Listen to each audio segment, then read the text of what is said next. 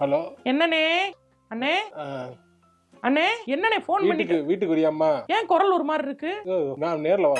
என்னண்ணே வா நேர்ல வாமா. என்னன்னு சொல்லுண்ணே. நேர்ல வாமா. இருண்ணே இந்த கிளம்பி வர்றேன் ஒரு நிமிஷம். இந்த வந்துட்டேனே. வாமா. என்னண்ணே போன்ல என்னண்ணே அப்படி போட்டு அழுதுக்கு இருக்க? என்னமா பண்றது? அப்பா சத்தப்பே கண்ணு மாதிரி நின்ன மனுஷன் நீ அழுகலாமா? அழுகாம இரு. என்னண்ணே எனக்கு அழுக வந்துரு பாத்துக்க அழுகு. இந்த பொண்ணு கடுமையா லவ் பண்றாங்கம்மா. என்னது? லவ் பண்றாளா?